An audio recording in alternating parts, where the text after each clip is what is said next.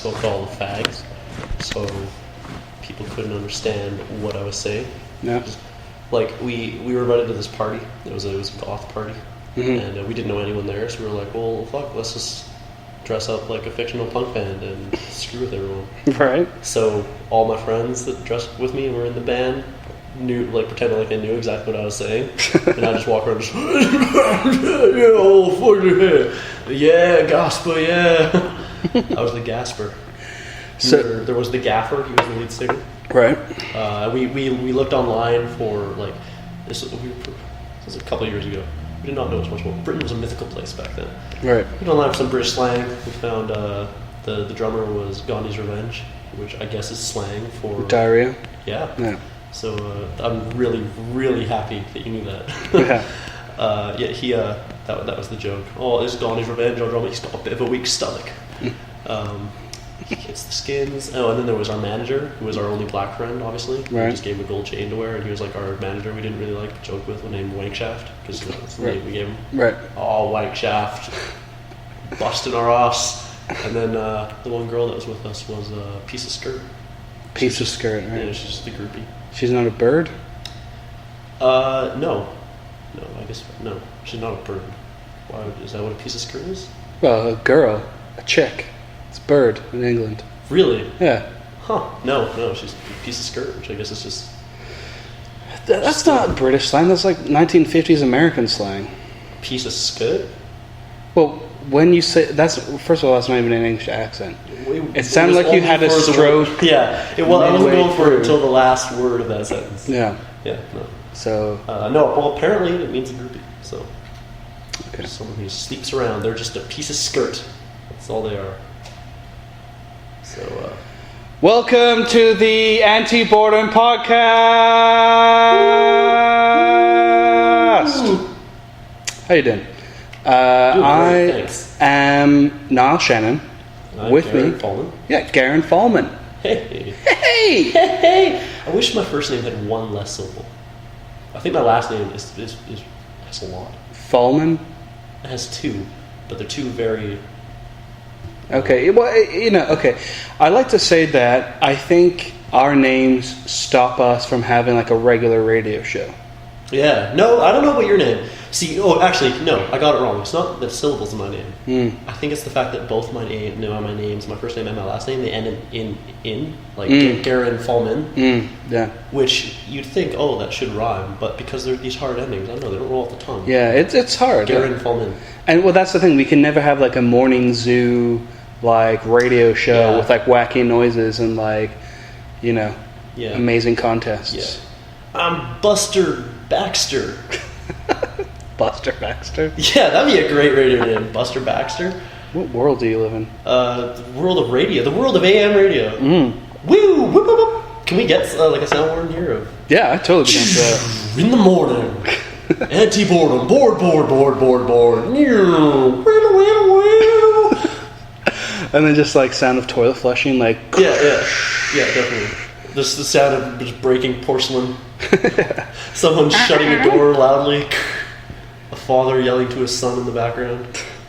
It sounds pretty good. Yeah. I'm game. Warren, whip that up for us. Yeah, definitely. Send it in. Warren and maybe Angie. Oh yeah, Angie listens. Does she? Start her own podcast. Stars. Yeah, that's true. So now we have competition. Yeah, so now that Angie's starting a podcast, I think we should destroy her. Because she's competition now. Wow, I mean, is that how it works? There's only one podcast? Only room for one at the top? Yeah, well, not just at the top. I'm going to destroy all other podcasts. Okay, so you don't believe in like the pyramid model, you just believe in the... I believe in unicycle model. I believe in the obelisk. The obelisk, yeah. Just a single monolithic structure that lies atop ruins. Yeah, so... It paints a pretty picture. Yeah. That's what I want to do. It's imposing. Yeah. Yeah, all right. No, I'm not. All right. Okay. Sorry, Angie. Don't listen to this part. Skip ahead to 3 minutes or something. Pretty sure we're already at 3 minutes. Oh. But it's funny that you mentioned that you're in a fake punk band called the Bloody Wankers. Bloody Wankers. Right. Because when I was in high school, I formed a mythical, fictional band called Reality Corpse.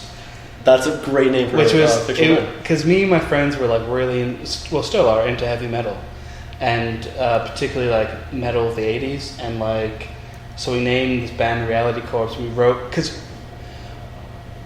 I remember what our first hit was. It was Jet Fighter because I was in. I can already picture how that song goes in my head. Yeah. So I was in the green room at SDSS, South Delta Secondary School. And I've also been there. Yeah, we were at the same school, but at different times. For some reason, someone had left around like a toy jet fighter, and I was just playing around with it because even though I was 17, I was actually 6.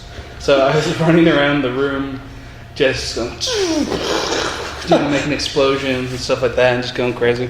And then just walking over, I was like, just sort of thinking like making a song like Jet Fighter, it's coming for you at 2:30, Jet Fighter, and all that shit. Similar to how I imagine the song going in my head. Yeah, and then I basically wrote lyrics in English class when I should have been actually studying. So you say it was a fake band, but you basically had a real song. Well, we made lyrics and an album. We made an album, and so did we. We all had fucking like names. I was Gord Tedder, the Chord Shredder.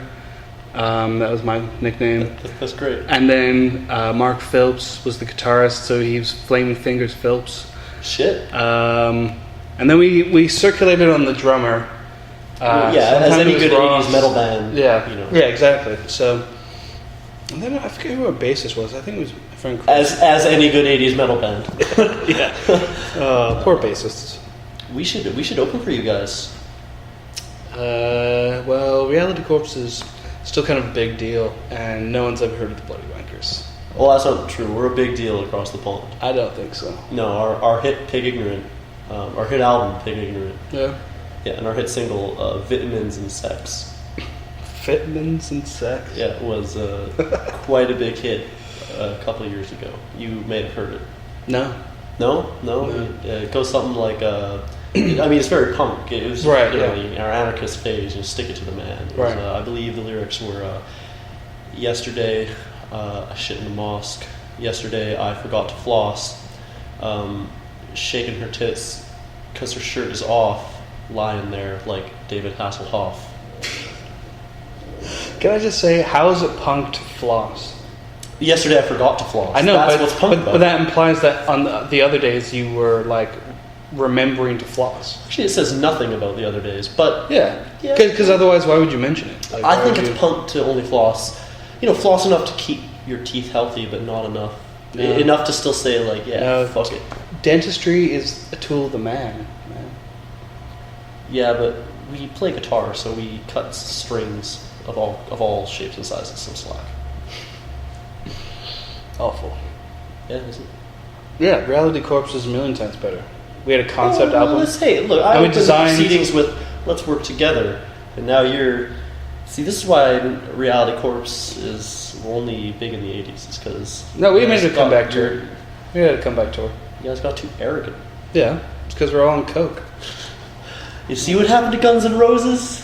We're not Guns N' Roses. Same thing's gonna happen. We're better than Guns N' Roses. Wow. Fuck Axl Rose. Wow. Yeah, sure, so fuck Axl Rose. But everyone else but Guns N' Roses. Everyone else except Axl Rose from Guns N' Roses. Well, yeah, sure. That's widely known fact. Yeah. So, what would you consider? Are you a Guns N' Roses fan? I'm a what? Do you listen to Guns N' Roses? Like, would you? There's only you call one, yourself someone who likes Guns N' Roses? There's one good album. Good album? Appetite for Destruction. A fantastic album, but that's it. You don't There's care, no other you don't care good for Use Your Illusions? No, they're all terrible after that. Really? Use Your Illusions pretty good. All awful. All of them. All right, so you've proven yourself to be an insane dictator. Mm-hmm. So this conversation's over because I'm correct. So no, we don't it's need not. to go Use Your Illusion albums are amazing. I don't think so. And so is Lies. Nope. No, that's the truth. Bad. Estranged Man. That's a good song. Strange Man? Estranged. Estranged Man? But no, I put the man. Oh, just estranged? Comma, and then I said man. Okay. Fuck. Yeah. So let's talk about what's going on in our lives, Garen. Because that's what people want to hear. That sounded way too clinical, like we're... I am kind of lying down on a psychiatry couch. Okay, I'll just make it more casual. That was a great point, Garen. What's going on with you? Why is casual talking in such a high register? I'm just curious. What's going on? Hey, Garen, what's going on? What is going on with me? Well, tomorrow, I'm waking up pretty early to go down to Seattle. How early? How early am I waking up? I don't know how early I'm going to wake. Probably around 6. 6? Yeah, probably around 6. Oh my god. Yeah, the horror never stops with me. And you're going down? Going down to Seattle, catching a shuttle bus. It's going to be me, myself, and my camera. Yeah.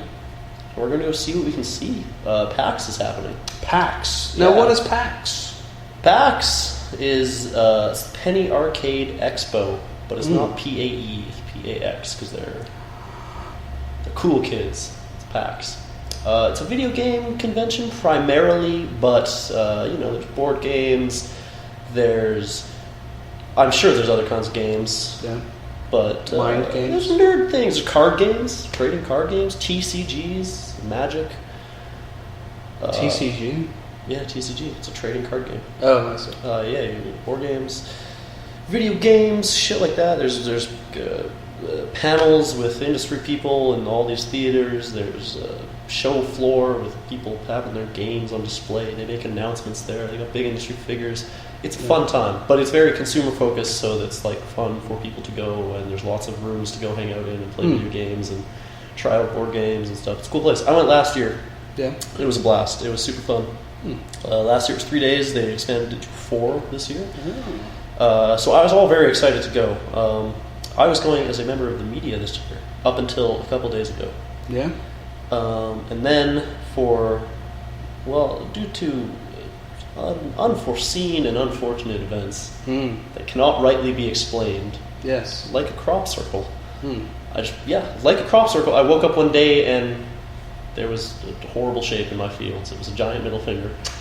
Can I just say? Can I interrupt? Yeah. In that crop circles can be explained because they interviewed the people who invented them. They interviewed the people. They interviewed the Aztecs. No, it was the Nazcas. It was 2 English people who invented crop circles, and they did it by having a plank of wood and a string, and just would step around. Similarly, there's 2 people who made my crop circles as well, but they're not English and they're not cool. But there's probably isn't a venue to trash talk. I mean, I'm all for it, but I would. We mentioned them on this podcast before. Arcademia. Site I was writing for. Arcademia. Yeah, Arcademia. So, long story short, they got me into PAX as a member of the media. I was very excited. I was going to go down with my camera all 4 days, see some panels, talk to some developers, get right up there in the PAX 10, which is on the 3rd floor. They have, I believe it's the 3rd floor. This little area called the Indie Mega Booth. It's just one. It's not actually one booth. It's a little area. It's like a mega. It's like a mega booth of all the indie games, but the developers are all right there. You just go up and talk to them. Shit. And it's great. I was going to go do that. I was going to talk to attendees, cosplayers, film a bunch of shit, show you guys what it's like to go to PAX. And then inexplicably, Arcademia cut all ties to me and let me float away like a helpless balloon. For reasons I'm still trying to figure out. I'm no longer with the site. Just out of the blue, eh? Just out of the blue. I emailed PAX to see what's going on. They said I'm no longer with the site. And I've been trying to get in contact with my old co-workers. Yeah. No luck. Yeah. Co-workers is a stretch because really I was the only one doing any work on that site. Yeah. I was the sole writer for about 3 months, so feel like my letting go was maybe not warranted. Yeah, well, because you're also saying that there's been a lot of employees over the time who like no longer work there, and again, you're the only person who is actually on staff there, basically. Yeah. The sole content provider is you. Yeah. So still figuring out that mystery. Don't want to. I want to be the better man, not to slander them. Okay. But, well, I mean, like that's the brief. I'm going to try to avoid some like inflammatory terms and like try to get down to more legalistic, more legally defined terms that you can use in a negative way. They sound like pieces of shit. Right you are. I would say yes. Cosmic pieces of shit is the correct legal definition. Yeah. So I found this out 3 days before I was supposed to leave today for PAX. That's right. Yeah, we were going to have to cancel. Assuming they have not driven off a cliff, they are right now in Seattle. I found out 3 days before I was supposed to leave. So 3 days before today, that I was no longer with them. That's really shitty. Yeah, it was. I've gone through the emotional roller coaster of what I should do. Mm-hmm. But then I figured, okay, so first of all, they didn't have a hotel for me, or they said they did, and that got withdrawn not long ago. So I was struggling to look for a place to stay when I thought I was still going to PAX. And I was looking at hotels, they were all booked. Looking at hostels, they were all booked. Looking at bed and breakfast, they were all booked. Everything was booked because PAX is a very, very big convention. I would say, short of E3, maybe even E3 is the biggest video gaming convention these days. So it fills up really early. Like last year when I went, bought a hotel in March, and it was still slim pickings. Oh, so I ended up, friend of the show, Kayla Isamura. She hooked me up with some friends of hers that do this kind of thing, and so I have a place to stay because I haven't updated them. So that's a really great get. Don't have to pay for an expensive hotel. Got a nice basement stay in that's apparently a bus away from the convention, so that's great. Shuttles are cheap down there from Vancouver to Seattle. Thank God we live close, so it's a $40 round trip. Really? It's like, that's crazy. I bought 2 tickets a couple days ago for $46 round trip. So it's like, fuck it. Like, yeah, why not? I can buy a shuttle. I don't have a badge into PAX, but because I went last year, I know that it's like a 4 or 5 block radius that the convention takes up. It's not just the convention center. In the years since PAX began, it's grown bigger and bigger, and it's spilled out. It takes over a couple theaters and amphitheaters around there, and it takes over a couple hotels as well. Oh, wow. So a lot of my PAX experience last year was spent outside buildings in lineups waiting for panels to start. Yeah. So, and there's just a ton of people just in the plazas and the restaurants around there, just cosplayers and stuff. So I'm like, well, fuck it. I already had this weekend cleared. I'm not going to let sour turf events get the better of me. Let's go see what will happen. So I'm going to bring my camera. I'm going to go down tomorrow. I'm just going to stay for 2 days. I'm going to stay till Sunday. And I'm going to be doing basically what I was doing before, just outside of the convention. So I'm just going to be talking to attendees, hopefully, get some shots of cosplayers, hang out in the lineups, not go into the actual shows. Just talk to people, see try and get a finger on the pulse of what's happening at PAX without going into the building. You should use this podcast as a vehicle for, when you're talking to people, like, oh, it's for the Anti-Boredom League podcast. Yeah, you want me to come? We'll have a bonus episode, or I'll just play all the audio from my footage. Yeah, might as well. No, totally, I will. Well, people are probably going to ask who I'm with. Yeah, exactly. Or you can make up like a fictional account, or you can actually start one. Well, from Buster Baxter in the morning. That's who we'll be. The radio show from Vancouver. Yeah, I've heard of that. Yeah. It's a great show. Great features. Yeah, great features like this. Yeah. So I mean, that's what's up with me. Getting ready to go. That'll be exciting. It'll be exciting because I know, before. I mean, I was kind of doing it as I see it before when I was going to PAX. But at least I had I knew what panels were happening. I knew people to talk to. Now I'm just going and just talking to random people, and I have no idea what's going to happen. So it's a bit exciting. It's a bit scary. I don't know what's going to. I might come back with nothing. Who knows? I might get arrested for filming. Who the fuck knows? Yeah. But I'm gonna try. I'm gonna see what happens. Yeah. And it's back to school for both of us. That's right. Yeah, that's the big thing. Next week is we're going back to Langara for journalism. Finest Real school journalism. of journalism this side of the Mississippi. What? Are we even on a side of the Mississippi? Well, I mean, What side are we technically. on? I mean, I suppose we're on the west side. Yeah, west side. Yeah. East side, neat side. The Mississippi. Uh-huh. No. Yeah. What are you doing before school starts now? You know, I'm doing fuck all. Yeah, woo! That's what I always do. That's what I did this entire fucking summers. Fuck all. Hey, summers like that are good. Sometimes. No. Well, for a month it was awesome. Yeah, for a month. I really, after the stress of last semester, it was really nice to just do fucking nothing for a month. Oh no, I took. And I had all my bursary money and like a little bit of my That'll work student out loans this year too. Sorry? That'll work out this year too. You're all paid. And, Oh yeah. Good. Yeah. Good. I have one more term. You can only get bursaries for 3 terms, so I'm going to apply for the next term. Oh, I'm not okay. gonna apply this. That's weird. Why only 3? That's a weird, awkward number. I don't know.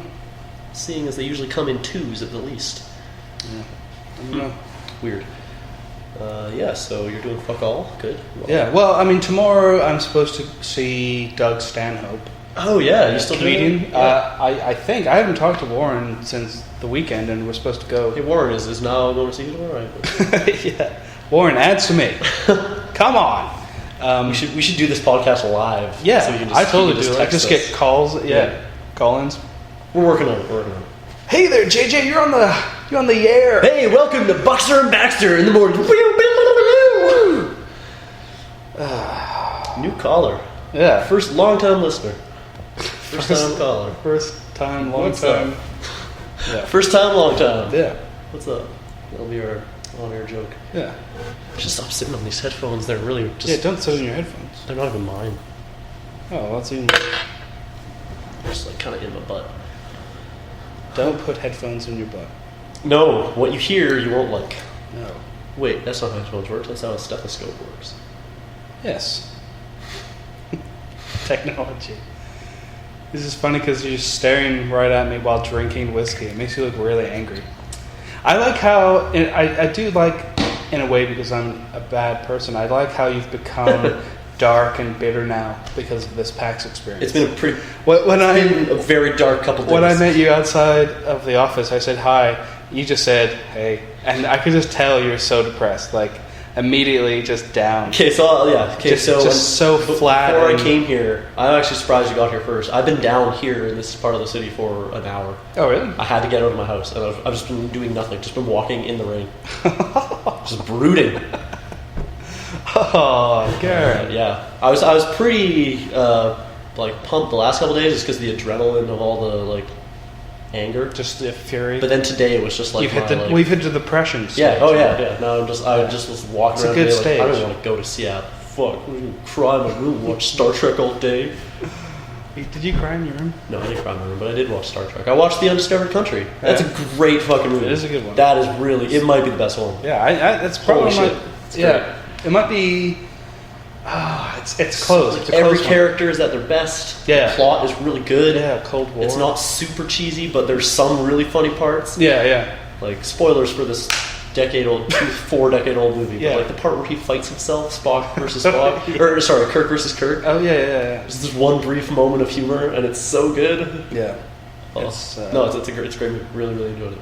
Yeah, and it's one that really kind Great of ending. features the Klingons. Yeah, pretty also, heavily, yeah. which is always good. But I totally get what you were saying. It's the Cold War. Like, totally. Yeah, Which it's is what made it really cool. It's just like on the brink of war. All Yeah. this intrigue and sabotage. Use that word a lot. They tell you the. So one thing I noticed in that movie and in all Star Trek is all the aliens reference human history so much. They never. So we were talking. You don't play Mass Effect, but I just finished Mass Effect 3. And Oh, did you? was watching this Star Trek. Yeah. And I've always thought Mass Effect is super Star Trek-y. It's really, really Star Trek-y in all the best ways.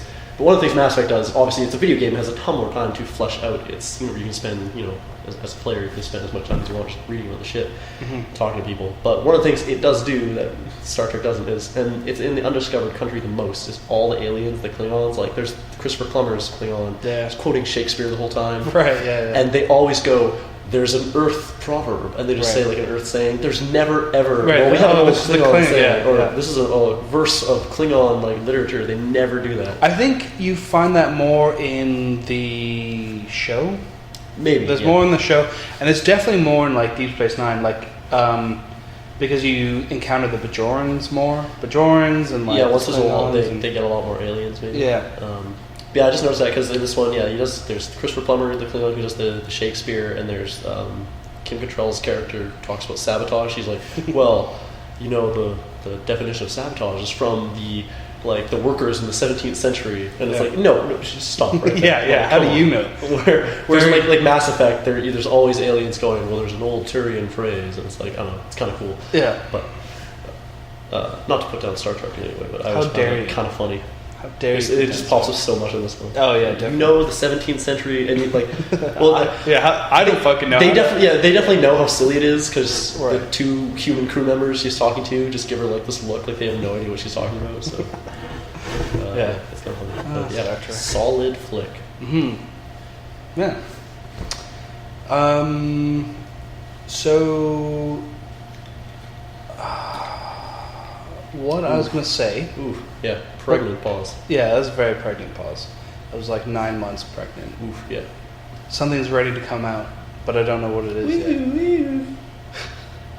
What is that noise? Oh, it's the That was our ambulance. soundboard. Oh, okay, right. What else do we have in the soundboard? Well, you need the essentials. You need the siren. You need the. I would switch it out with an air raid siren. Yeah, air raid sirens.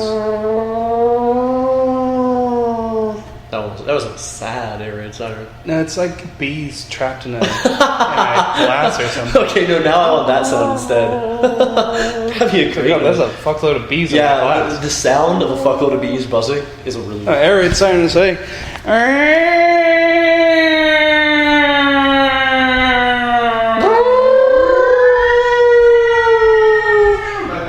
Yeah. Very annoying. Yeah, it is really annoying. Very annoying noise. Are you just... Oh, okay. You're going to the fridge. I'm not just leaving. The echoes sounded like you were walking further than you were, but That's the power of science. yeah, I get a siren. I definitely get the sound of like shattering glass, like psh. Oh yeah. That's a classic. Oh, you have to have the car horn. Then you put those two together. Oh yeah. Oh, psh. And you need like A barking some dog. Sort of, like quote from maybe like The Simpsons, like a doe. Or something I like that. am Lee Carvello. This is Lee Carvello's putting challenge. Can that be the quote? What the hell is that? You haven't seen that episode of The Simpsons? I don't think so. Well, I mean, suggest I've heard of punter. that. You have suggested 3-wood. I suggest feather touch. You have selected power drive. Ball is in parking lot. Would you like to play again? You have selected no. What episode is that? It's the episode where Bart wants Bone Storm. Oh, okay. And, at the very end of the episode, he gets Lee Carvello's putting challenge. And while the credits are going, that scene plays, and it's the greatest Simpsons scene. It's so good. Nice. Oh, that's so good. That's a quote I want in its entirety on our soundboard. Yeah. Okay. Lee Carvello's putting challenge. Yeah, we'll get a soundboard for. Are we gonna do one next week? I mean, I don't see why not. Yeah, I mean, unless school It should. It's the sticks first something week. horrible in our buttholes. It's the and- first yeah, week. no. It should be alright. No, it should be alright. Yeah. Yeah, no, I plan to keep this going during school. Yeah, Oh definitely. man, we can balance Yeah. multiple responsibilities. Yeah. Yeah. All right. In between our hunting and our gathering. Right. I don't gather because that's a woman's job. Well, yeah. I'm not being sexist, but that if we're going back to sort of tribal roots, I'm going to hunt while the women gather. True. Well, that's also more efficient. Yeah. Well, yeah. Can't have, but like that's just. I can't be picking berries and hunting gazelle. Yeah. You gotta pick one. Picking berries or picking fights with gazelle. Yeah. You don't really fight a gazelle. It just sort of leaves. It leaves really quickly, and you have to stop it by shooting it or stabbing it. Yeah, I guess. Yeah. You know who is fighting? Tell me. Mr. Assad and the other people in the Middle East. That's a I tried really brilliant hard. segue. Yeah, I tried really hard, but yes, Syria. Yeah. More chemical attacks have been sort of revealed. Yeah, there has been. Yeah, and the UN is in there now trying to figure out what's going on, and everyone's blaming each other, and US is mounting up. Well, so that's the thing I wanted to mention is reading the last couple of days. It seems like all the countries are getting down to the we going to go in or we going to go out. Well, the UK just got voted down, right? Voted down, yeah. And Canada said no also recently. Or Harper said no. Well, he did say no, but he the foreign minister, I always forget if it's Bard or Baird. Yeah, it's Baird. Baird, yeah. He kind of said that they're in a figuring out stage. It's like they were kind of saying no for now, but how they worded it was basically like we could later on. Well, basically, I mean, how I understand it is they haven't reached like an official. It was just Harper saying, "I don't want to do this," but like they have not reached an official. I don't think there's any other support in the other parties. I don't think. Well, so what is the states? Because the states are mounting. I know that they have been supporting the government side, right? No, they've been supporting the rebel side, the U.S. government. It's the Russians who have been supporting the side. Yes, the Russians have. But they don't have any militants in Syria yet, correct? The United States. I don't think they have any ground troops. Because a lot of things I've been reading have been saying that a lot of other countries are hinging on whether the states enter or not. Well, yeah, that's the big one is pushing it, and which is a shitty deal for the states. Well, no, because they're like the biggest power on the planet. No, they are, but just to indirectly be making a decision for all the other countries. Well, right? to be fair, indirectly responsible for. Well, to be fair, that's a position they made. They made that position. True. So, I mean, it is kind of pressure, but it's pressure they put on themselves. Yeah. So, no, I just mean in the context of this very volatile conflict. Okay. This in a vacuum is just like Well, I think most people are not up for it. Yeah, no. I think it's pretty. I agree. And I am. It's pretty fucked. I am pro war as a concept. I'm not a pacifist, but I think this is one of these examples where it's like it's too. Well, first of all, if Barack Obama does get the United States into the war, then he needs to revoke and return his Nobel Peace Prize, because he's done nothing. He's done nothing to make peace.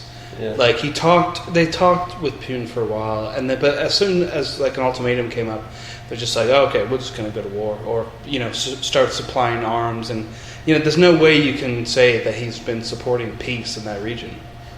I mean, no, he certainly has not. No, and it's just, I don't know. I think if he does, it will be the final straw for all respect I used to have for him. Because he's broken all his promises before. But the thing is that he kind of inherited the wars from George W. Bush, although he did intervene in Libya. But with that whole kind of region, I was kind of like, that might kind of be good. And also it was just a support of the rebels. It wasn't like, well, I mean, I guess there were missile attacks and stuff like that. They definitely were involved, but I don't know. Gaddafi was such a, no one else supported Gaddafi really. So, it was kind of like, well, it's good that he's out. Say there's more split in this conflict. Yeah, and it's just, it doesn't seem like he'll go anywhere. And I think the big losers will be Syria, the Syrians in general. I have been thinking about what. They'll just be how this gets out. It seems like, I don't know, this is so set up. This is a horrible thing to compare it to, but I'm sorry. But this just seems so set up for a moral choice video game where it's all gray and there's no good. I can't see. See, it's this reminds me of Skyrim. Support the rebels, support the Empire. And it's they're both kind of shitty. Yeah. Except in this one, it's way more shitty. I don't know. I don't really see the rebels being. because they're all. I mean, I'm no expert in this situation, but so correct me if I'm wrong. As far as I understand it, the rebels, because of the way they all came together, like a lot of it was that what are they called? The FSA, The Free FSA. Syria, whatever. Oh yeah, the Free Syrian Army. Yeah.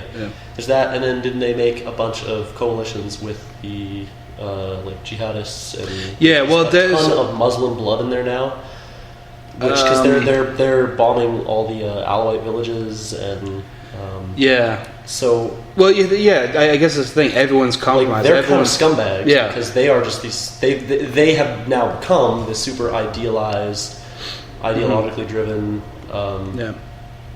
force and I'm not entirely sure what started the whole conflict, but Well, I think it was the Arab Spring was really. I mean, people like Assad had been in there for a long time. And people had been angry with him for a while, but I think the Arab Spring started in 2008. It just sent a shockwave through that entire community, and just. I was reading about his wife a couple days ago. Oh yeah. Do you know like? No. I don't really know much about it. So what started this is a newspaper picture of him, but his wife was like, I don't know. She looks like she's like a white, skinny, like blonde. She looks very like American. Right. I read up on her, and she's like from Britain. Grew up there. Was an investment banker. Huh. And then he came, and she married him. And Really weird. now she is Yeah, the first lady of Syria. the first lady of like this like crazy Violent Syrian regime. dictator. Like, Yeah. Jesus. Well, I mean, it seems weird. just another example of how bankers are pieces of shit, I guess. But no, yeah, that's really fucked up. Yeah, I have to look into it see what's. Oh yeah, but yeah. So I mean, there's a bunch of weird shit on both sides. It just seems like and it's just I almost feel like you kind of need some outside intervention. Otherwise, the country's just gonna not like it's gonna turn well, itself I mean, apart. it depends because I mean, most civil wars, like I mean, okay, two of the famous civil wars in history, the American one and the English one, and there's no real big outside intervention. There was some, but there wasn't. Yeah, I guess Tons, it's I really mean- easy to Like I mean, civil war is the nastiest kind of war. Well, after religious war. Well, that's the problem is that there's now a religious war component into the civil war. Yeah. So it's going to be nasty and it's going to be brutal. But the thing is, one of the big things to respect is sovereignty. And Is it something you believe or? I think it's something that is very tied up to our concept of democracy. We don't want to be hugely influenced by another nation. And as Canadians, I think we really have that with America. They're a bit big, kind of a big brother almost, but it's like I think we really need to distance ourselves a lot more from them.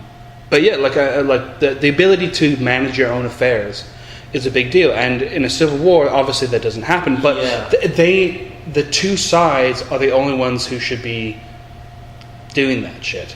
Do you know what I mean? Like No, I do understand. Like sovereignty, your own affairs. Yeah, even if it's nasty and it takes 15 years, it's got to be 15 years on their time. I would say, I totally agree with that assessment. I think the difference, though, is like it's hard being on the Democratic side, making this judgment, looking from the inside out. Yeah. But like that government in Syria is so universally accepted as like corrupt and horrible. That, for sure. like, But I mean, the sentiment to enter that war as a foreigner is like, well, because you see that it's like if a democratic power was having a civil war, an internal power struggle, I don't know. The idea is that it is not based around two horrible, despotic, like corrupted sides, right? Like, I guess, but like it's because like that's just the basis of democracy. But that doesn't happen. I get that, but the problem is what happens after. Like, who wins? Like, so if an American rebel force wins, like the rebel force supported by Americans win, then the Americans are kind of like, well, we put money, soldiers, time into raising you, you owe us some favors now. Yeah. So now they're no longer sovereign. It's like Iraq, Iraq and Afghanistan. Two great things that are happening in Iraq and Afghanistan is that women are able to vote, and a lot of people are able to vote and have democratic elections. The problem is that they are voting for people who are mostly American puppets. Yeah. So there is a great thing that's happening, and I think over in time, if they keep at it, a real democratic process will emerge. But you have a really mucky, shitty way to get through that. Whereas, if a own nation goes through its own thing, then it's only beholden to itself. It's not beholden to a foreign power. Like if Canada had its own foreign civil war, and America came in on one side, it's like, well, first of all, they get so much more troops and supplies and fucking way more budget behind them, and then it's not your fight. It's has nothing to do with you. You're only in it for the economics, because you want access to our water, our lumber, our oil, our our resources. So they're not doing it for purely altruistic reasons. And the problem with the Iraq and Afghanistan thing in comparison to the Syrian thing is that no one else was really supporting Iraq. Iraq was pretty much by itself. There might be sympathetic Mujahideen fighters from around the world, but mostly it was just them. So they collapsed pretty quickly. The challenge was in reconstructing the country. With this, because Russia's on its side, and possibly, I've heard some things about China supplying some things as well, but I don't know how true that is. I've read it on some fringe sites, but I don't know.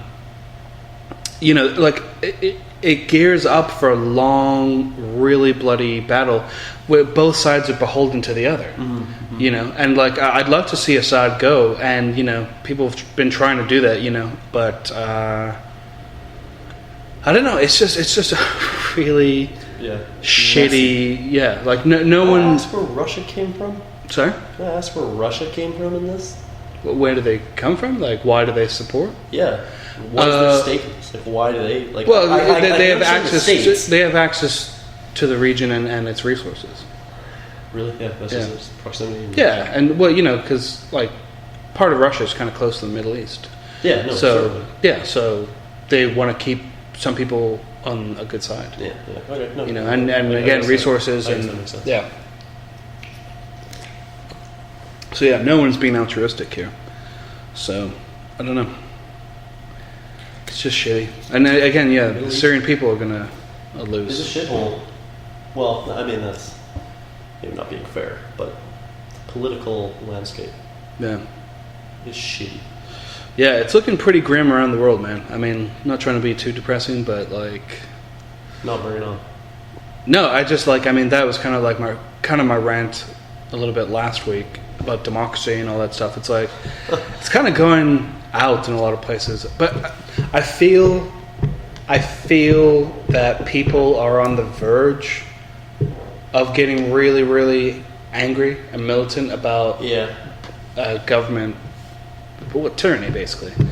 I just feel we're kind of on that verge of this is too far. I think the problem is that there's a whole bunch of problems. I'm not going to pretend it's just one, but I think one of them that springs to mind is that people, going on Reddit a lot, you see a lot of really anti-government stuff like that. But the problem is that you can't click on a revolution or on a civil protest. It can just gotten trained to be too trivial about our the way we support things. Yeah, because one of the big things I remember when in Egypt with the uprising there and all across the Arab Spring, one of the things you heard about all the time was how social media was really effective. Now that's true to a little bit, but still there were millions of people in Tahrir Square. Demonstrating. You still need those millions of people to actually do it does do the positive where it it spreads the news and the stories so much quicker and so much easier. Yeah. And so for us in the West, we're just trained that it's so easy to get the access to anything happening anywhere in the world and to read about it, that it makes us like, yeah, it's better because we can hear about it so much quicker, and it does spark all these things, but at the same time, we're just trained to take it for granted and be so lazy about it, I think. Oh, yeah. Because at the end of the day, it's... You hear about a new revolution every month now. Yeah, it's just yeah. like, wow. And the thing to actually change a government, you need to be out on the street. And I just... No, man, you got to share it on Facebook. Yeah. That's how it's done. But yeah, there's all that sort of stuff. And hey, I'm on Facebook and all that shit, but... No, actually, I do, like, whatever. But No, but like, it's like all those times when you see things like for charities where like this and they'll equal $1 in charities, and it's like, that's not really how it works. Like it doesn't. Or that's actually, not how it should work. Well, yeah, it's like maybe it does raise $1, but it does not. It does not go through to actually helping people in Africa. It does not happen. Yeah. So I don't know. Well, I mean, like Africa is a big example of what happens when you intervene in the affairs of other people. You know what I mean? Like with all the empires that were there. Like, did you say I know what I mean, or did you say Idi Amin? I said, do you know what I mean? Not Idi Amin, but I should have said that. You should have said that because that would have been funny. Yes, it would. But now it's not because I didn't. Well, no, sorry, it is funny, but the moment has passed. yeah, the moment has passed. So yeah, I'm depressed. So I should have sorry. No. No, yeah, but like that's just an example. And again, like I'm going to say this: I am anti-pacifist. I don't believe in pacifism, but I believe in peace as a goal. But like pacifism to me is like you don't non-aggression. Pacifism as a means to get to peace. Like no, I think you believe and understand the necessity of war. Yeah, So you're getting to a certain extent, like war is a means to peace. Pacifism to me is non-aggression, and there are plenty of times when you actually need to. I mean, like a big example is World War II. I guess, like, I mean, it's hard to find a pacifist approach to that, like, because we tried everything. Yes. Like the governments of Britain and France were super pacifist. Like at the end of World War One, France and Britain decided they made a treaty to ban war. They made it like, okay, no more wars ever. World War One used to be called the war to end all wars. The belief was the war would never happen again. We should write that treaty again. Yeah, so they had that, and they, like, their own militaries, they cut the budget by like ridiculous amounts, just like eliminated basically the militaries and stuff like that, and like this happened all around the world, because I mean, a war that big had never happened before. Millions of people had died. Numbers like that had never ever happened. Like the last big wars before that was the Napoleonic Wars, like a century before, and that resulted in a couple 100,000. But that was also over from like the 1780s until like 1815. Yeah. So right? Like you just cannot, like 4 years you have like millions of people die. Yeah. So yeah, it shocked people. So. So they had the League of Nations dedicated to peace, and in the belligerence of Hitler, they tried to appease. You always heard that about appeasement, and he didn't stop. He never relented. He just kept on going. And it's like at a certain point, what do you do? Like if two governments on your continent, Italy and Germany, are super aggressive militant states, I mean, what do you do? Yeah. You have to have some level of, I don't know, stopping them from doing what they do. Like defense. Yeah, and it's just, I don't know. You need to be willing to use it. Yeah. So I mean. No, I mean, I haven't educated enough in this to really have a stance, but I would always consider myself a pacifist. But that's a very good analysis because. It's not that I don't like peace is the goal. Peace is the dream. And I think what I'm always willing to do, what I'm willing to do, but like what I always am willing for my government to do is concede on certain matters to allow for peace. I don't believe in this jingoism stuff where if a nation asks us something to do for a peace treaty, I don't think, oh, ridiculous, how dare you, That's the shit I hate. So yeah, much. like I'm not a war hawk, like I'm not like a jingoist, like constantly, but I do believe, because it's a really weird phenomenon now where it's like people, like especially about Iraq and Afghanistan, they have things where they'll be like, support our troops, but they'll be, when you ask them personally, they'll be against the war.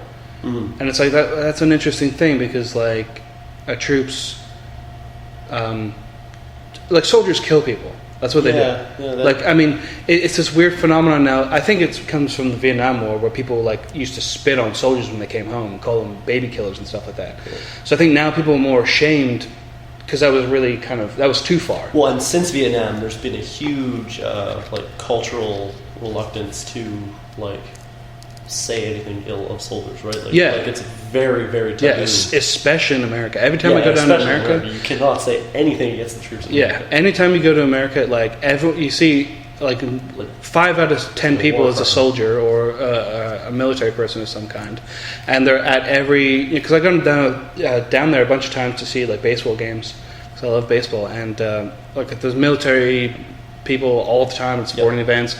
And at the beginning of games, they always thank the military, and it's just always like that. And they have both Memorial Day and what's the other one? They have basically 2 days of like honoring soldiers, but now they're also creeping into Independence Day. Independence Day, now people thank soldiers all the time, and I understand that it is related, that America kept its independence through its soldiers. But the point is it should be about common people and the people of America, not just soldiers. Yeah, because independence is about like the idealism. Yeah, the of ideal America. to break away from an empire. Yeah.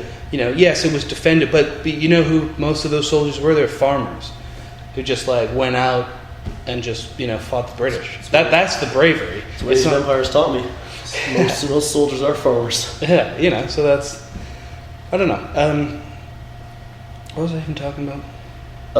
You're talking about jingoism, maybe? That's right. Yeah. I love that movie. So yeah. And anyway, so I'm basically just like, peace is the goal, but prepare for war at the same time. Like I believe. Well, yeah, I mean that's the John Lennon philosophy. Peace is the goal, but beat your kid when he talks up. So be prepared to hit, but sing about peace. Yeah. John Lennon, you teach us so much. Yeah, it's like because I used to be, when I was like super religious, I used to be like a pacifist in that degree of like, when people used to bully me, I used to pray for the people who bullied me. I wouldn't say anything. It's very nice of you. It is nice, but it's also what a pussy does, because I prayed for years and they never changed. Right? They never changed. I tried to like reason with them. I tried to reason with them and tried to pray for didn't ask things for them, and they just treat you like shit. So yeah, I mean, at a certain point you go, okay, I'm just an idiot if I keep on doing this. This tactic's not working. Yeah, it's like I'm just bad strategy. It's appeasement. Like I've met bullies, and I think that's the thing that I am. Of anything, it's anti-bully. Yeah. Whether nations act like that or whether people act like that, I hate it. I can't stand it. I refuse to deal with that. Which is why you only play a bully when you play Civ. Yeah, You just get it all out. I am really a bully in that. I mean, I've never seen you play Civ, but the stories that you've told have been horrific. I don't betray people. But I am. Just the occasional Facebook status of you taking over a nation or something. Oh yeah, that's fun. Although one time I was like the liberator. I was like a fucking. I was what America should be. I was actually America, playing as America. But I was like, I would like go.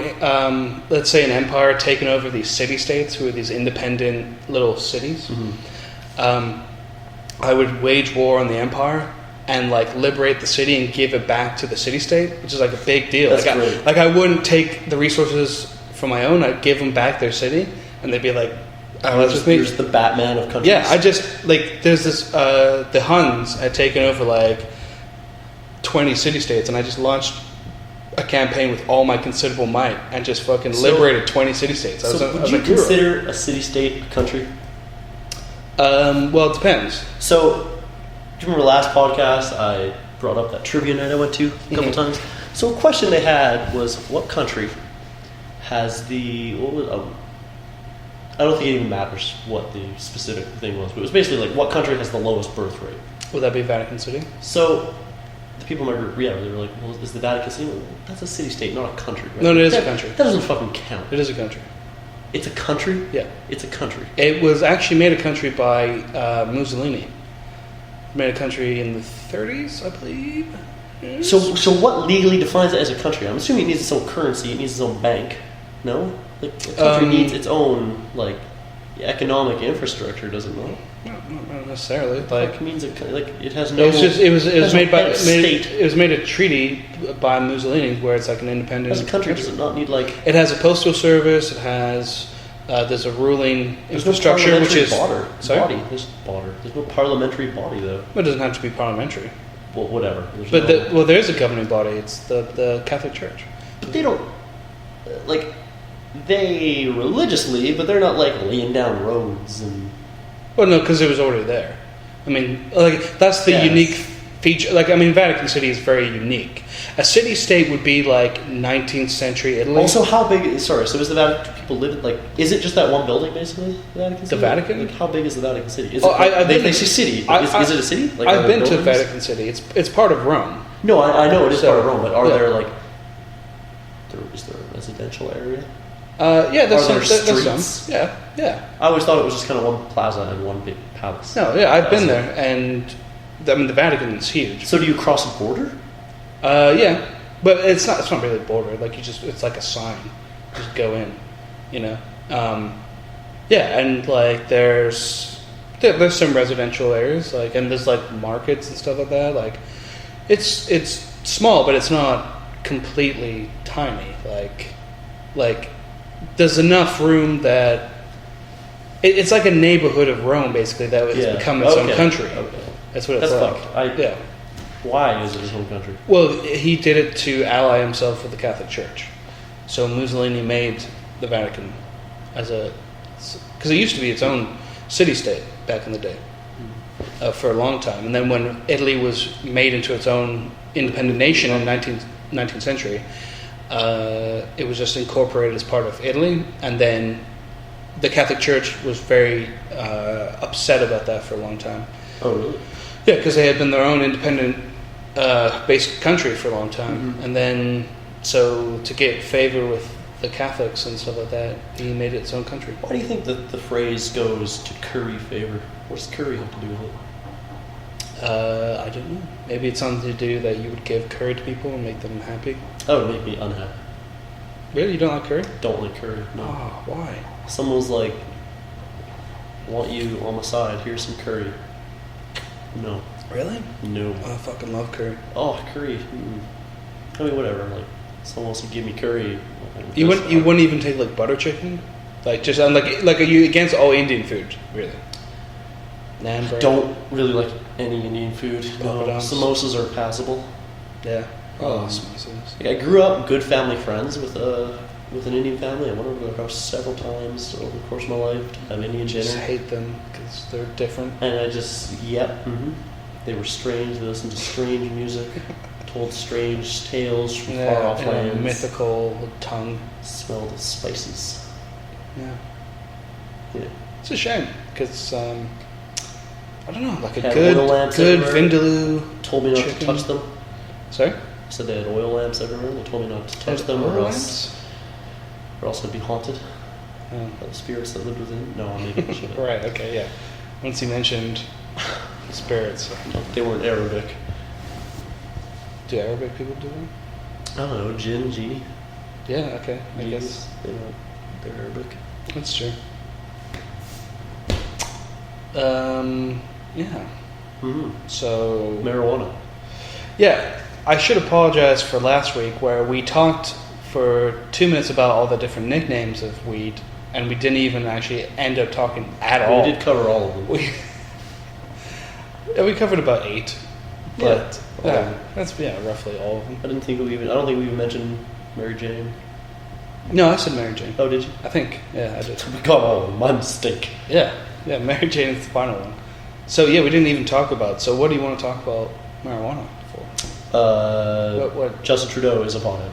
Right, he's the apocalypse is upon us. Yeah, we have found the Antichrist. And Rob Ford, mayor of Toronto, is now. But we already knew he was a crackhead. So, well, do we? Video evidence. Do we? Literally, all we have is a video of him hanging out with black people, and people just said racist. I'm just laying the facts, man. Right. I have not seen the video. You're saying you can't hang out with black people? I'm saying he can if you like crack, hang out with whoever you want. That's awful. Rob Ford has been apparently hanging with the wrong crowd. Right. Started with weed as it always does. Started with crack as it always does. The gateway drug to hard shit. Is crack, yeah. Like weed. Now he's on weed, and now he's gone back. Okay. No. Weed is way worse. Well, that's true. If Ronald Reagan, if the media is to be believed, yeah. So next thing you know, he's going to be buying a copy of Grand Theft Auto 5. Oh right, yeah. In Grand Theft Auto, you can now smoke weed. Is that correct? Smoke or sell or both, or. Yeah, and now people are really offended by the kids know. Yeah, it's like, well, murdering a prostitute. Yeah, okay. You could do that in or whatever. We got over it. Yeah. I love. Actually, to be fair, there has been no uproar over it yet. Oh really? This is all just preemptive. I bet there will be. Oh okay. Well, yeah, it will be featured when it comes out, and they'll ask. Do you remember? They'll ask 50-year-old people, "Are you offended by this?" Oh, that's crazy what these kids are doing now. Blah blah. Back in my day, we went to World War II and killed children in villages. That's what they'll say. Well, they won't say that. Which is enough. It's so annoying that they do this shit where it's like... I think there's a good wave of people who realize that games are games, No, there is, and there should be. This system repeats always through history. Plays were outlawed for in the 17th century. Like, if you go back far enough, back in my day, you go to the Colosseum when people would just murder people for fun. Like the old times are not the good times. This violence has been around everywhere, and it's better to simulate. My mom tells me a story of my sweet grandpa, who I love, who I love so much. He is the sweetest man. Mm-hmm. He is your definition of a pat. Well, he is. He's such a pacifist. He doesn't understand war. He's just the nicest man. He has worked at a restaurant for his whole life, and it's just super nice to everyone. But she tells me stories of him when he was younger, and for fun, because he was just a little just poor kid who lived in Trail, this little mountain town in the Kootenays. He used to hang around the railroad tracks. She tells me this one story. There was bored one day. There was a barn near these railroad tracks, and they climbed on top, built a crucifix, tied one of his friends to the crucifix, lit it on fire, and threw it off the barn roof. Jesus. Right? Yeah. My sweet old grandpa did this. That was a madman. Right? Yeah. I heard that story. I couldn't don't play believe video it. games, though. Right? Oh, yeah. No, but... That's evil. Yeah. And he's a sweet old man. It's he's fucking lit someone on fire while they've been tied to a crucifix. Is his friend dead now, or what? Did he? As far as I understand, no. Okay. Well, he might be dead now because they're all pretty old. Yeah, but he did not die from that. I can assure you. Jesus. Yeah. That's pretty ridiculous. Yeah. So let off. If I want to play Manhunt, and I don't, so good luck. But I will. Manhunt is a little pornographic for me in that violence. Yeah, sure. And that's a fine opinion to have. I wouldn't outlaw it. No. I played it, and I was like, it's a little too much for me. I have a pretty high threshold, and I'm of the violence is the wrong word, violence as art. I don't know. Yeah. I'm of that Tarantino thing where I like violence as an aesthetic and an artistic, if it's done well. I also, as we've had this discussion with Max Payne, I don't like violence when it's not Max Payne to me is just you're incorrect. Done violence. It's just gross and excessive. Don't understand that. And stupid. Whereas there are some, and there's been examples of that with me in films, games, and everything. Where it's just To me, I mean, I'm against censorship in all forms, but that kind of stuff is just tone. Like, you can have a really gory video game, and you can have a book with not very much gore, but the book can be more gross about it. Like, I don't know. Like, I can have a book that is just tonally just doesn't handle the violence well, whereas I can have a game. This is not usually the case, but you can have a game that just handles violence well and does it in a good way. Like a book or a movie that just is really gross about it and just isn't like smart about it at all. Well, I mean, it's all just the way it's directed. Absolutely, because one of the things I always think about is it's weird because it's not that great of a film. Is Scarface? Have you ever seen Scarface? I've never seen Scarface. Okay, well, there's a famous scene that they actually kind of do in Vice City. Like Vice City is basically Scarface. Yeah, it's basically that and Carlito's Way and all that shit. But there's a scene where a drug deal goes wrong and they tie up one of Tony Montana, Al Pacino's guys, Scarface's guys, and he uses a chainsaw on him to kill him. And people are like, oh my god, it's so, with the whole chainsaw scene, so horrific and stuff like that, and all the gore.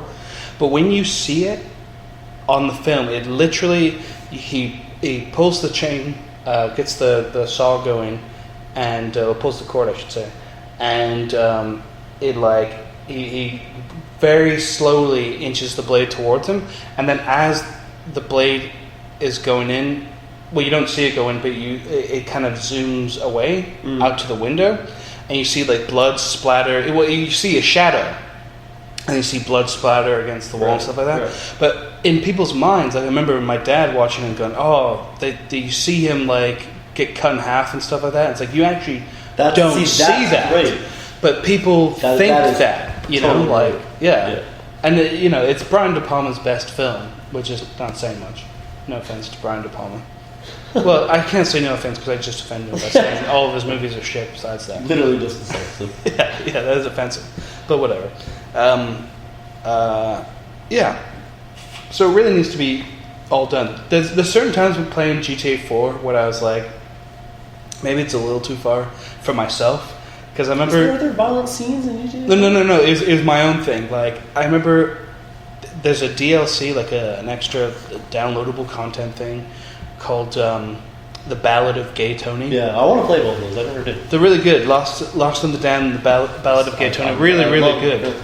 But there's one, they added these extra clubs for The Ballad of Gay Tony, and one of them is a gay club. Makes sense. Yeah. And you go in, and it's a really tight room with like 60 people. Like, it's one room. I was just like, that would be a great place to have like a shooting spree to start, because it's all really packed in. You can get a lot of kills and stuff like that.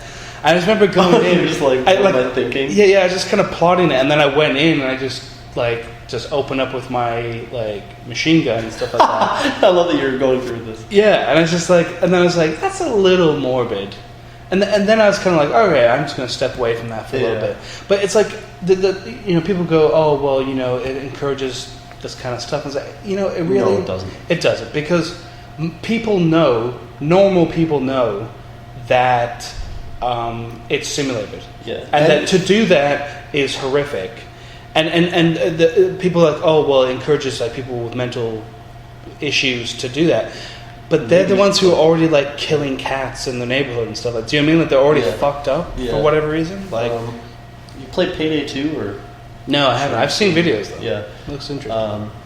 That game, I've heard other people say it, and watching videos, like, I kind of agree, saying how like killing cops in that game feels really bad, whereas like it doesn't in Grand Theft. Like, I don't like killing cops in Grand Theft Auto, but like it doesn't feel like super gross. Yeah. Every time I watch a video of Payday 2, it feels really gratuitous and kind of bad when they're just gunning down cops, and it's weird. I think it's the perspective, and I think it's just how real that, like, Grand Theft Auto, like 4 especially, is pretty real, but it's still goofy. Like, the physics are fucked up, and like it's super silly. They got the whole it's a game where you can just drive through the city and hit a bunch of people while you're on the phone, like talking about being a good guy. Yeah, going bowling. There's this cognitive dissonance in Grand Theft Auto that's so wacky and silly. Yeah. Whereas like Payday 2, you are like this hard criminal who's like screaming at people to get on the floor, like robbing places and like taking hostages and like all these cops coming, and it's also you were clearly the bad guy and they're clearly the good guys. Yeah.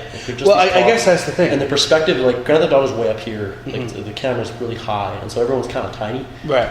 In this game, like it's first person, you're usually crouching behind a desk, and you just see these like big, highly detailed, life-size cops. And you're shooting them. And you're just like, man, I just feel like this feels gross. Yeah, it's giving you points, and it's just like that's kind of the one time. I mean, I haven't actually played the game in my hands, but just watching it's kind of one of the few times a video game ever where you're like, oh man, that's like I don't know. Yeah, kind of it feels weird. Yeah, because like I mean, GTA, like with your character, you know Nico, and you know his kind of whole deal. And the characters, and they all have kind of like funny lines. Like they do serious shit, but like, they all have comical elements. So when you rob there's that famous mission, you rob the bank, which is basically like Heat, which I fucking love. And it doesn't feel as bad because you kind of know his whole history. And you know what it is in Grand Theft Auto 2 is you also know that people regenerate. There's that, but there's also in Grand Theft Auto there's the disconnect between the canon plot and what you can just do. Like most of the gratuitous violence and most of the like gross violence, like the unwarranted violence, it's just shit the player can do for fun in the world. Yeah, absolutely. That is meant to completely be disconnected from the character, because Neo talks about like being this clean guy who wants to turn his life around. And most missions he's killing people, but he's killing people for a purpose and a reason. And like he's killing drug dealers that are wronging him. Occasionally he's shooting cops when he's escaping from a mission or something. But usually he's killing story characters. He's killing people like that purpose in his world. Yeah. Whereas in the payday when you're doing the payday thing in Grand Theft Auto, you're usually doing it for fun outside of a mission. Like you're just mowing people down, or you were walking into your gay club and just shooting like for fun. So there's that disconnect where you are doing this. Where in payday, literally the only thing and the point is to do that. Like the point is to walk into the club and shoot all the people. Like that's the point of payday. So it's kind of gross when it's like telling you to do this. Where in Grand Theft Auto, it spins it in a it's like in a crime movie way. In a crime movie, they do terrible things, but you believe why the characters are doing it are somewhat virtuous. Yeah, exactly. So it makes you feel good, or it makes you feel better. Yeah. Have you ever seen Heat, by the way? No, I haven't. But well, it's being brought up a lot. Because apparently, Payday 2 is just Heat, the video game. Oh, really? Okay, because Heat is it's done by Michael Mann, who did like Collateral, and he did Public Enemies and Ali and I've seen none of Mind those Life. movies. Really? Oh, really? I don't watch a lot of movies. Okay, well that's true. Yeah, he's I think he's probably one of the best action films. Really? Like film directors. He's really solid, and he has because he manages to balance some level of. He also has interesting characters and a plot. It's not just explosions and just endless violence. Like there's something to it, which is pretty interesting. But in Heat, I mean, I'm not going to spoil anything, but there's a bank robbery. I've heard. Yeah, with Payday and all that. So, and at one point they do shoot cops, and you see them go down. There's a couple cops that do die, but like, if you had just shown that without anything, it still would be interesting. But you kind of, I actually even want to still see it because it's from two perspectives. Robert De Niro is a bank robber, and Al Pacino is a cop. So you kind of do feel for the cops when they do die because you probably have seen them on film already. So you have this kind of weird thing where it's like you pull for Robert De Niro to escape with all his crew, with Val Kilmer and stuff like that. And and the president from 24. And the Allstate guy. Yeah. Wow, what an all-star cast. Yeah, and and Danny Trejo, of course. Of course. Wow, yeah. That's great. Yeah, Al Pacino and Henry Rollins from Black Flag. Wait. Yeah, that Henry Rollins? Yeah, he plays the bodyguard. Seriously all-star cast. Yeah, it's so random that Danny he's Trejo and Henry Rollins? I want them in a movie starring in a buddy cop movie. Yeah, Henry Rollins and Danny Trejo. He needs to be the next Machete. So like you kind of pull for both sides almost. It's like, but yeah, like if you had that scene with the cops that die and stuff like that before the backstory of Robert De Niro, I think I'd be way more on the kind of like fictional side of Robert De Niro. I'd be more on the side of like it's one of those things where you want Al Pacino and the cops to win because he's obviously a criminal, hardened criminal. Yeah. But like when you hear about his life and what he does and what he's trying to do, and you kind of like, all right. Well, I mean, that's literally what makes every story work. I mean, it's what we were just talking about. And that's the reason you can be okay with these things you do is because it gives you the human backstory. Yeah. Like, it makes you sympathize with the characters. It's literally how every story works. And that's the thing about what good fiction does. Yeah. Good fiction makes you realize perspectives. Because the likelihood that I'll ever meet a bank robber or a hardened... I've met some criminals, but like... What if you have and you just don't know? Well, I mean, maybe I have, but like... if I met some of the, I'm never going to meet, drug kingpins, stuff like that. The night is young. Yeah, true. So, but from seeing with a film or reading a book, you get the perspective of where they come from. Yeah. But it makes you sympathize to an extent. But I think you can still go, well, I get where you came from, but you're still a piece of shit. Oh, yeah. Totally. I think most sensible. That's what makes a good villain. Yeah, exactly. He's not just laughing maniacally. He's just guns down children. He's he's doing actions that are real to a person who has been abused or has had a really shitty life. That's where most criminals come from. Rarely do our criminals, middle class, rich people. Oh, unless they're bankers, but Lex Luthor. Yeah, I guess that's true. But he's a rarity. I like how his original motive was because Superman made him bald. Oh yeah. Yeah. In the original early '40s comics. Really? I don't read comics, so he made him bald from somehow. There was some happenstance where Superman was off saving the day doing something, and the results of his actions made it so that. Acid or something. Acid. I don't know. It's always acid. It's always weird. Somehow acid or radiation. I was going to say in DC it's always acid, and in Marvel it's always gamma radiation. Yeah. There's a lot of radiation. I'd rather have the Marvel one. Acid doesn't sound fun. No. Although if you're actually going to go for it, radiation will just give you cancer. So and 3 arms, a vestigial arm. Well, I'll go for the vestigial arm over the... Okay, acid in the face. Yeah, that's true. Have some sweet, dangling arm just dangling in your chest. Yeah. It's fucking horrific. Be a Boredom for Halloween. I want Half-Life. Yeah. I want that. I do. Oh, yeah, it's been a while. I think it's literally the most ridiculous thing in gaming. And the fact that Valve is still held up as this amazing company... Really? is absurd to me because they have literally But they're trying to make it so good. That's the problem. Are they? Who the fuck knows? They have not said a word in 7 years. I will not hear bad words. No, see, and you're the problem. You hold them up as this messianic corporation that can't do wrong. Hey, look, I have Counter-Strike. I have Team Fortress 2. I have fucking Half-Life. I have. Yeah, you collect Steam cards. I do.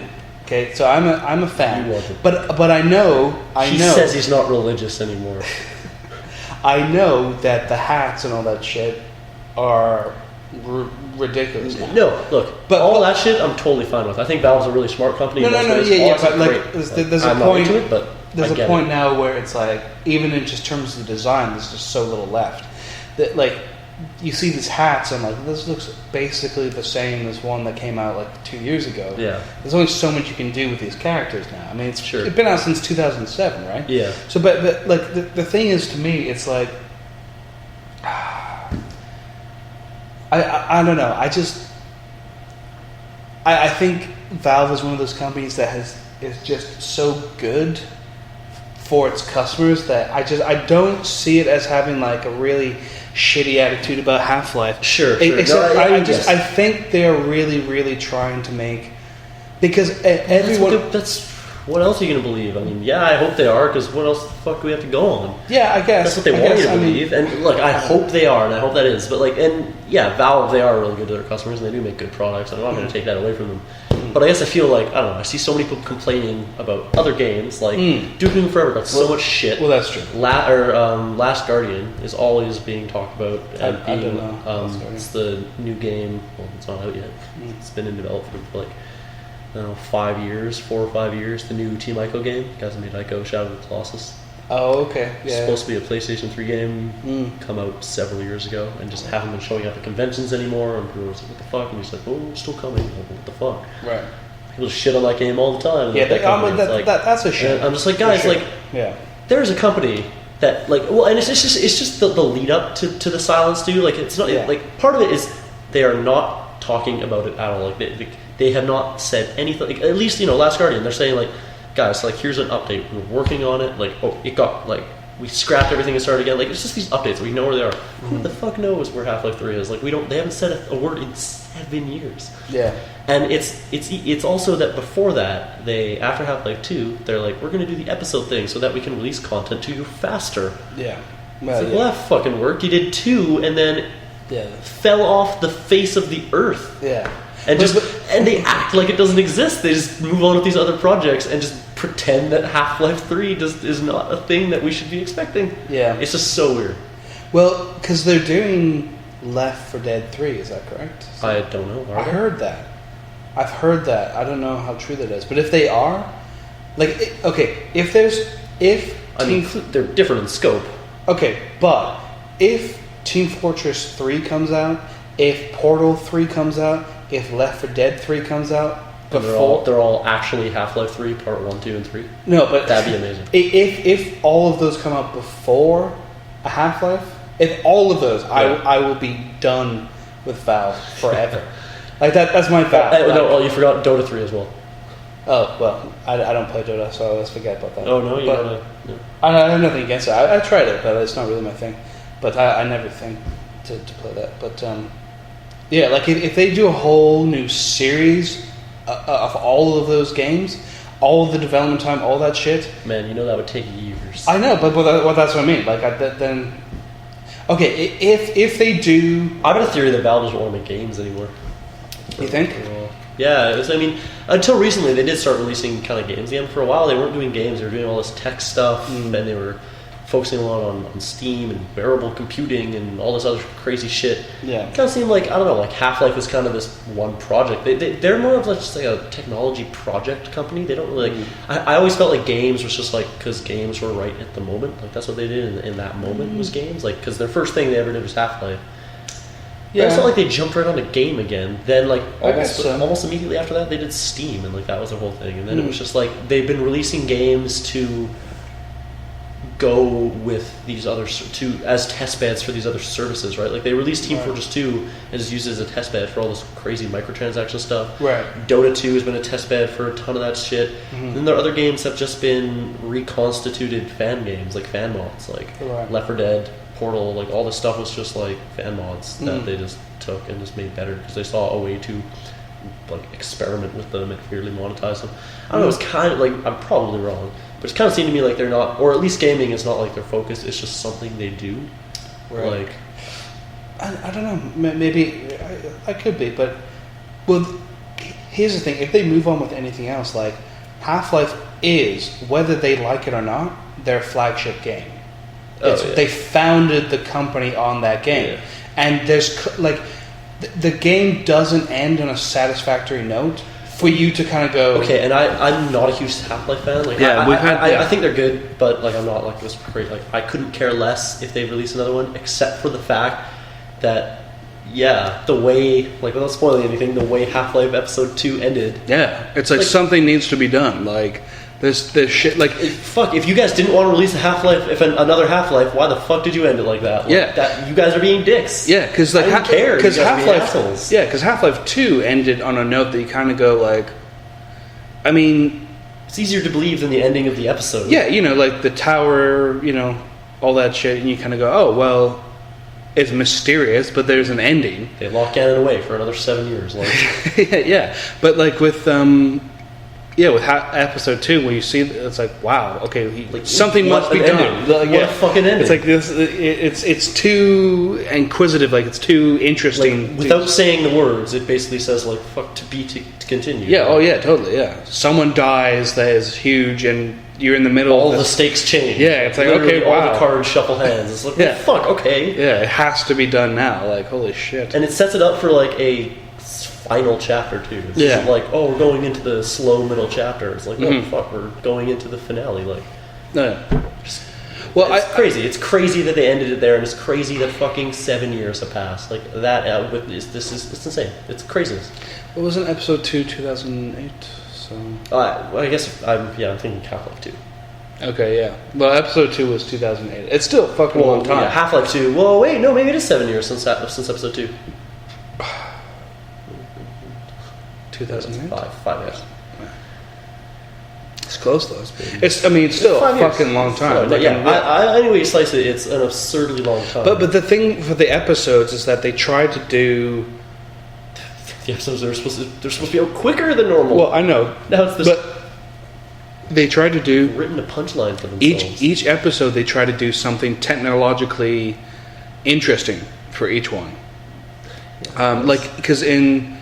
Oh, I think it's episode 2 when you're with Alex all the time. No, one is the one where you're walking to the city with Alex. Yeah, that's right. Because that's all about AI her stuff. AI. Yeah, and she's amazing. I get that, but yeah, fuck, I don't know. Come up with something. Come up with something dumb. Give it a crazy techno name. People like I don't know. Is that's their agenda at this point? Like people just want to finish the story. Like, yeah. I don't know. But also at this point, it can't play like Half-Life 2 because as great and groundbreaking as Half-Life 2 was at the time, like that gameplay wouldn't stand up as a new release today. Like it needs to be a completely different thing now. So now they kind of do need to finally.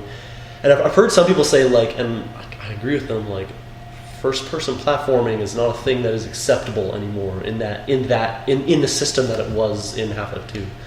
Like, first-person platforming is bad, and it's always been the worst part of the Half-Life games. Half-Life 1 especially, like the first-person platforming is atrocious, and Half-Life 2 has some pretty horrid moments of that too, where it's just like you can't platform well in first person. I mean, there have been games that have done it since, like Mirror's Edge and stuff, but like the systems are so different. Like, and Half-Life had always kind of relied on that as such a big part of its gameplay, like first-person like geometry puzzles and stuff like that. I don't know. They have to figure out. Like, I think if and when Half-Life 3 ever drops, like it will be significantly different in the way it plays.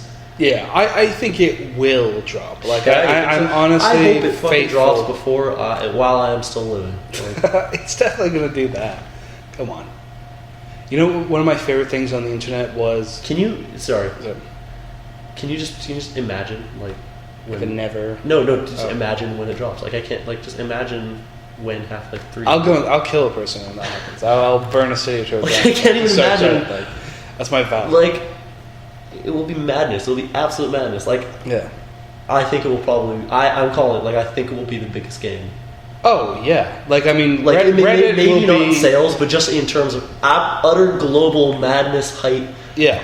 Like no one will be able to release. Well, a game I think that's one of within the year window that game is. Yeah, I think that's one of the big reasons why they haven't released it yet, because it is going to be the most hyped game ever. Yeah. So it's like, okay, well, we have to be really fucking good. So we have to do something that's not normal. So what do we technologically? What do we do for that? Yeah. No, I guess that makes sense. But fuck, I would just like it if they communicated with us. Yeah, that's true. But at a certain point, it's like, well, what else can you say? We're working on. Yeah, I guess. You know, like, just let us do our thing. That's what we do. But what was I going to say? Find out what the Half-Life is of the Half-Life games. Yeah, what were you going to say? I don't know. What was you said your favorite thing about, and then. Oh, one of my favorite things, just like through Reddit or just through various things on the internet, is all the there's all these like theories and when Half-Life 3 will drop. I do. And there's always these favorite ones. Well, so some of my favorite ones are when it's like take random things out of context. Yeah, well, when it's like, random math equations. Like 5 plus blah blah blah, and divide by it, equals 3. Potato on Oh, the weird, side. huh? Yeah. Oh, I love that. Or there's one I remember There's where a potato in this picture. Cut it in half and multiply it by. he makes Gabe Newell creates some sort of like, it was a man. Do you play Team Fortress at all? I know about Man vs. Machine. Though. Okay, well, Man vs. Machine, when you fight robots, that they designed this one robot called the Gabe that is like a brilliant, and he's just so Like, hard OP. to defeat. And you finally decades after what happens if when you fight him, if you lose, if you die, your account is permanently deleted and stuff like that. and then years and years play, and people try to do it, and then one time this one group does it, and when he dies, all of the deleted accounts and stuff like that get resurrected, and then from Gabe's dying body emerges a copy of Half-Life 3. Oh my god! Oh, it's so good. That's really amazing. That's my favorite one. I saw it on I Reddit. really like that one. I saw it on Reddit and I saved it because it was like, this is fucking good. I always look at it for a laugh. It's so good. It's that sort of shit. It's just text, right? There's no images that accompany this. No, it's okay, good. just text. It's actually from 4chan. I was going to say that sounds like one of those 4chan ones, Yeah. but wow, that's really good. So good, man. They better do something stupid like that, because there's been a lot of good ones like that, like crazy theories, man, that's good. Yeah. I don't know. Man, It's been an emotional roller coaster. it has I cried. been a lot, been a lot of ups and downs on the show. Yeah.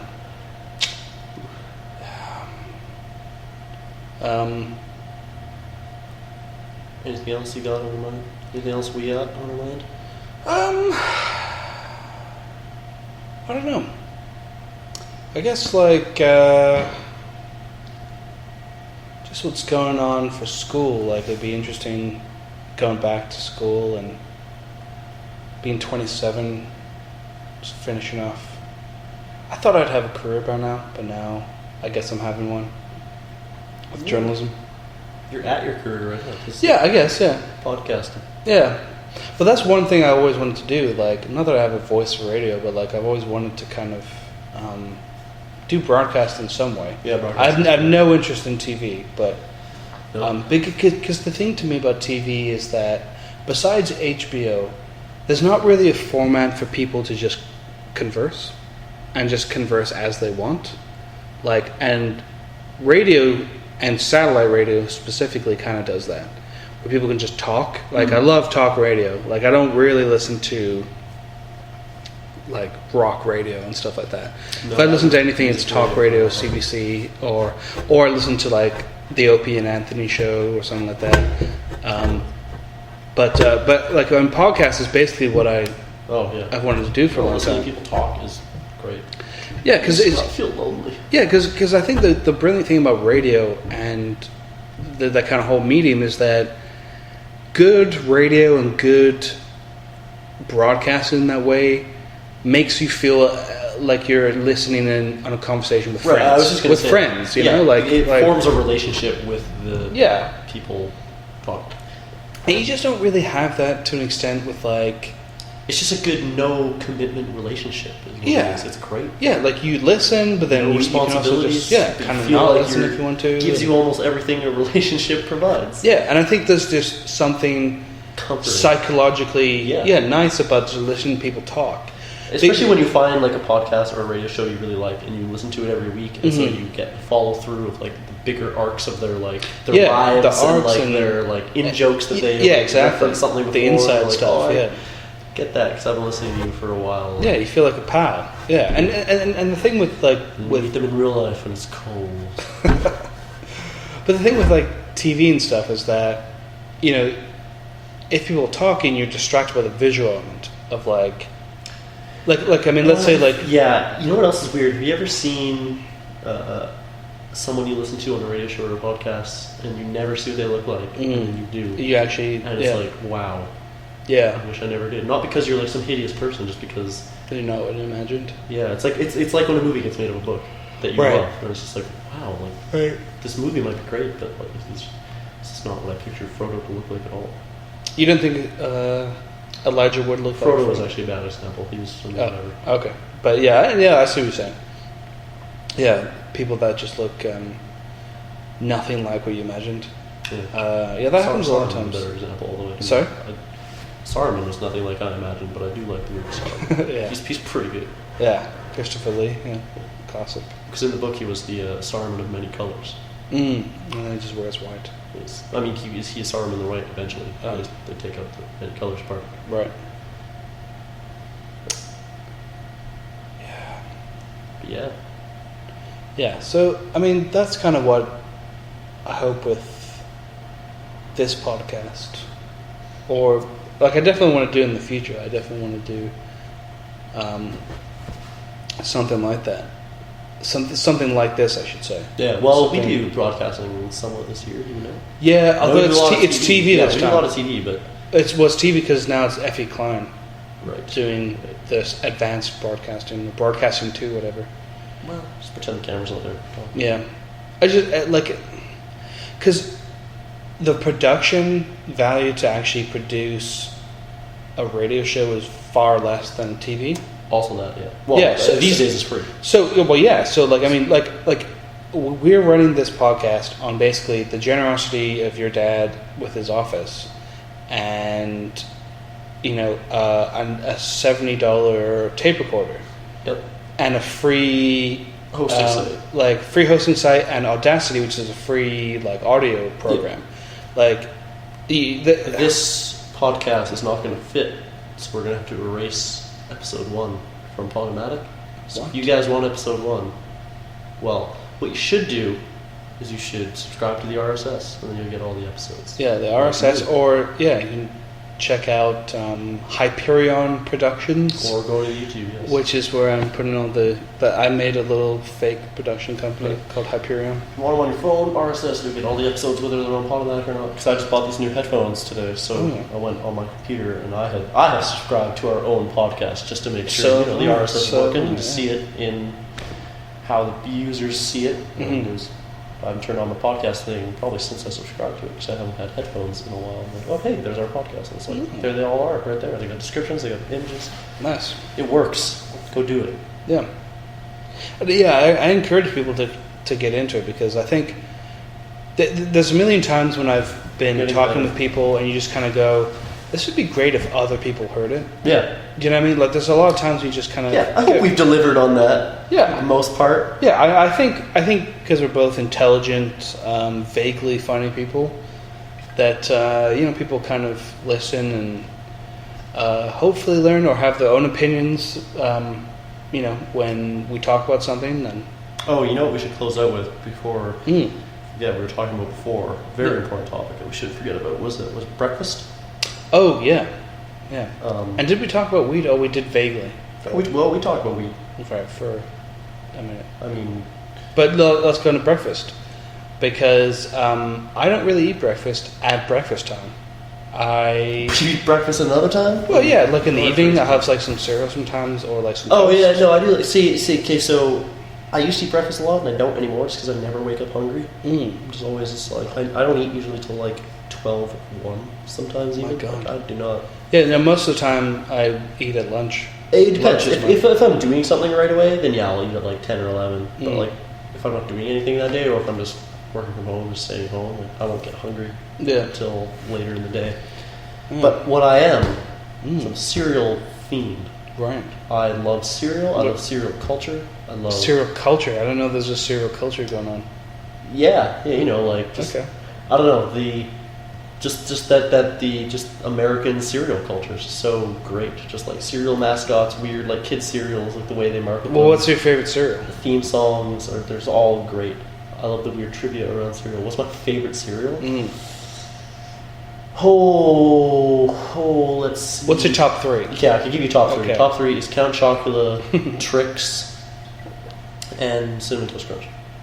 What about Life? Life's a great cereal. That is a great It's not cereal. the top It's three. probably my favorite cereal. Plain Life? The Plain Life is really good. Yeah. but Cinnamon Swirl has been kind of the new. I don't It's like just life with cinnamon. I love it makes me feel like an old person because I actually dislike the fact that there is cinnamon swirl life. I'm like, oh, they're trying to appeal to these damn kids. It should be classic. Okay, life. actually though, like it's kind of a fad. I might prefer classic life even more. Classic life is really good. Yeah, classic life is where it's at. It might be the only like plain cereal, Yeah. like boring plain cereal. I can just eat plain. Yeah, I don't like It's so- cornflakes. It's so good. Oh, cornflakes are awful. Yeah.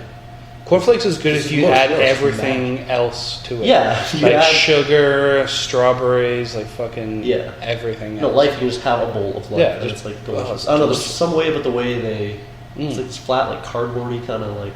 Yeah. Oh. Well, it sounds like cardboard, isn't it? It sounds gross. Yeah, it does sound gross, but that's actually kind of. I don't know, it's like No. flat and like crispy. That's well, cardboard isn't crispy. I wouldn't say crispy even. I don't know, it's cardboardy. Anyway. Yeah, I love cereal. I'd have it any meal of the day. See, the problem with breakfast for me is that I don't really like eggs. Sugary. I don't really like eggs, so that's a big.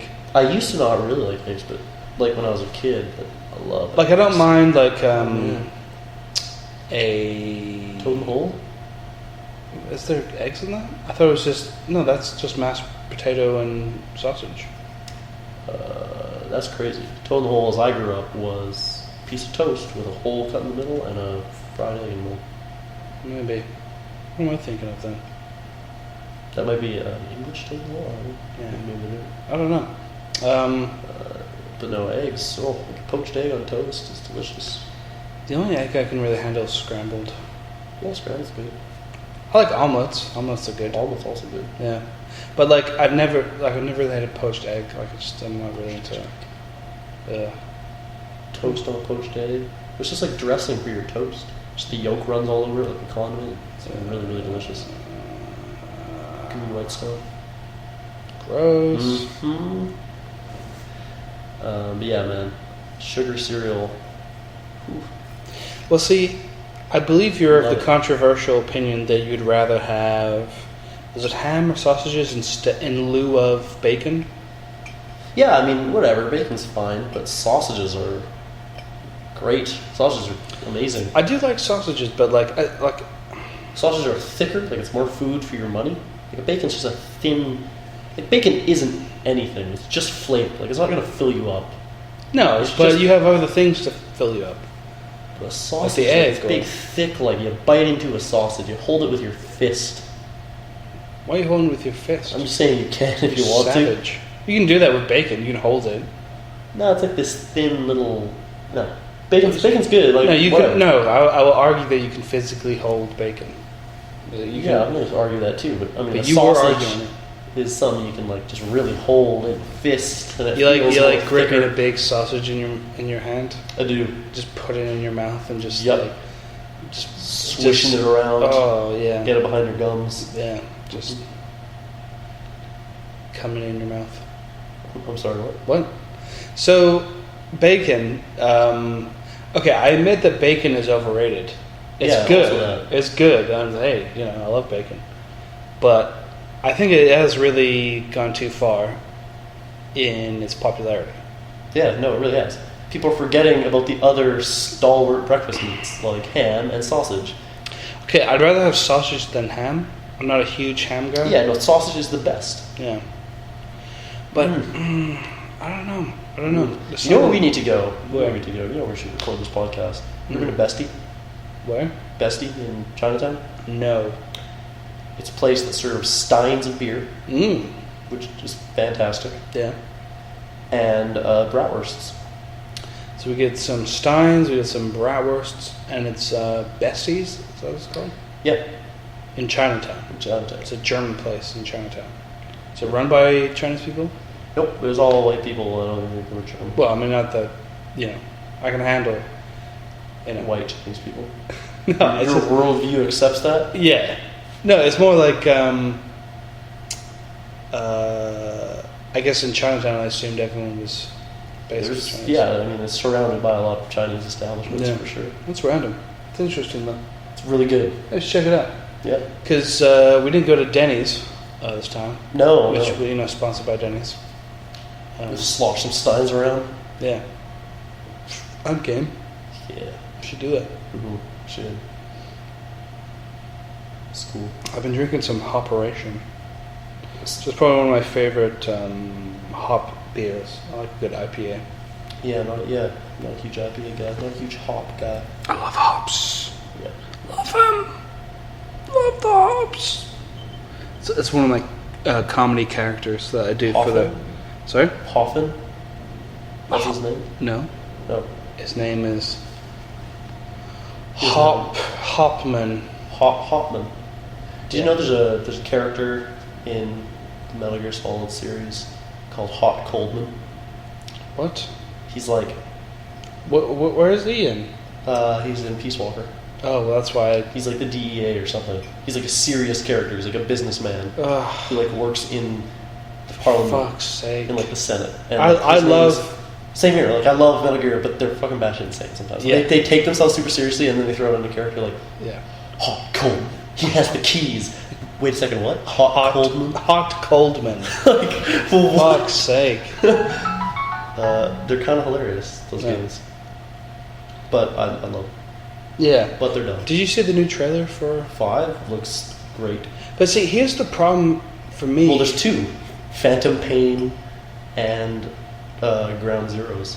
Last year when I was at PAX, I was in the theater for the first unveiling of Ground Zeroes. It was Hideo Kojima's 25th anniversary panel. It was Hideo Kojima up on stage talking through, I can't remember, there's a translator.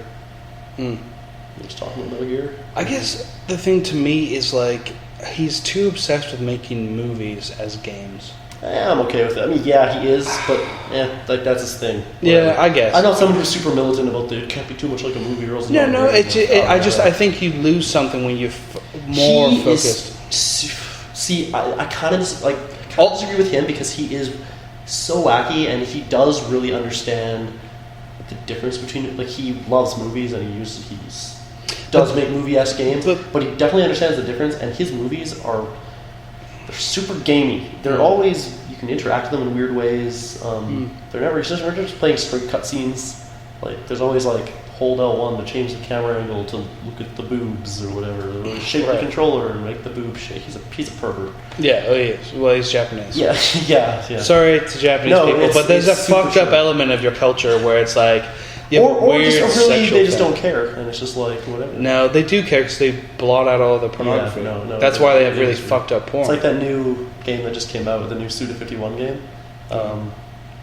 Killer is Dead, and you level up by looking at girls' boobs. Jesus. Yeah. Yep, Japan. What was I gonna say though? Fuck. I don't know. His favorite movie is Escape from L.A. Yeah, that's why in Metal Gear Solid 2, Snake goes by the name Iroquois Pliskin. Yeah. But that's why that's dumb, because that should not be your favorite movie, because that's a stupid movie to be your favorite of. Big Boss, where's the eye patch? Yeah. Yeah. No, it's a shitty 80s Kurt Russell action film. And have you ever played a Metal Gear Solid game? Yeah. No, I know you actually have. Yeah. I'm just saying, like, they are full of cheese. Like, totally, but like he totally upsets. But that's what's kind of annoying. Like, I think it's great.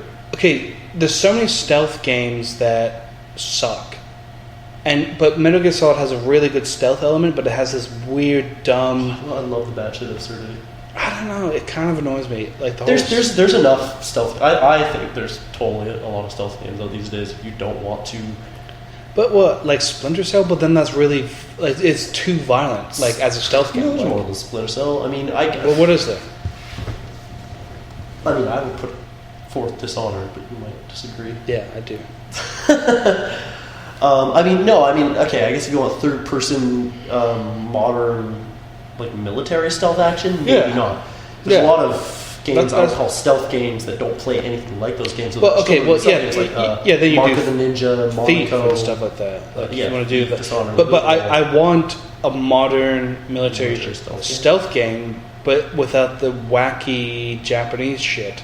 I mean, you can just skip all the cinematics. And, like, Metal Gear Solid 4, you can just skip everything. There's like 5 good missions in that game. Yeah.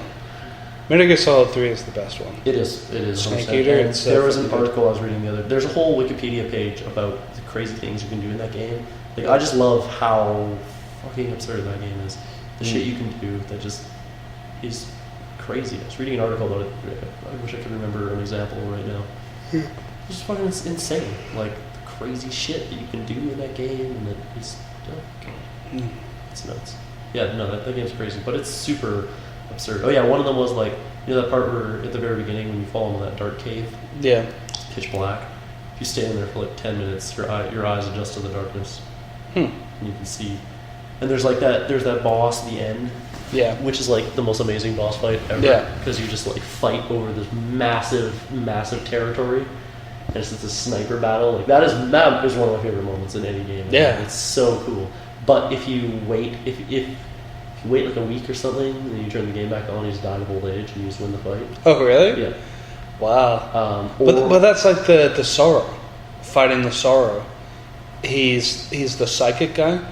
Like you just, well, first of all, how many people you kill is how many people are in that river. Yeah. But like no matter what, you still die when you meet it, like when you get to him. And then for so long I was like, what the fuck do I do? And then you find out that you have that tooth or whatever. Yeah. That resurrects you. Right. But like it says game over and you're dead. Games are so cool. Yeah, that's a really cool thing. But you totally skip that fight with the end. Really? There's one scene earlier on where you're looking through your scope as a binocular. This like meeting between all the bosses or not all the bosses, but some guys, and the end rolls out on a wheelchair and you just shoot him right there. Oh really? Yeah, and you'll win.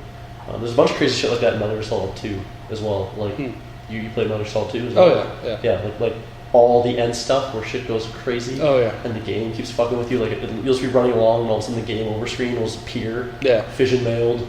Yeah. And he just comes in on the intercom. He's just saying a bunch of crazy shit like 36 backflip scissors on the top of Kilimanjaro.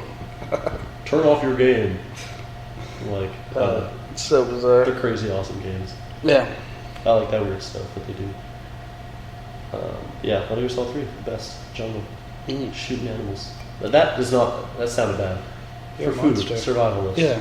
Not just, Whatever. It's not good because you're shooting animals. Whatever, you Nazi. It's good because you're also eating them after using every part of the animal like a true Iroquois.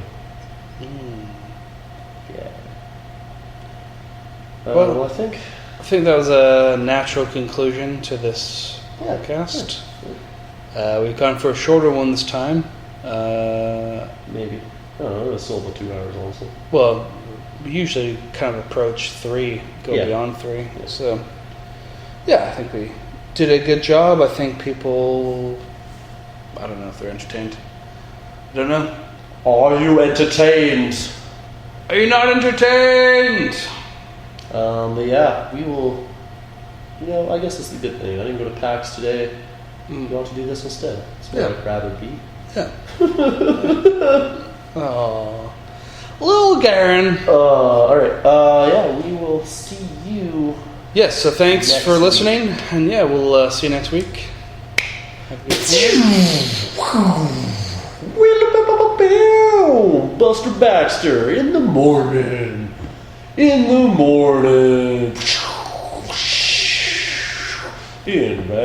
Vancouver. Down on Oak Street. Oh,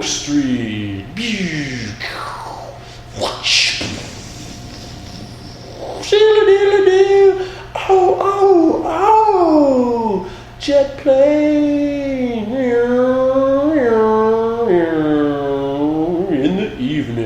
In the evening, before you go to bed.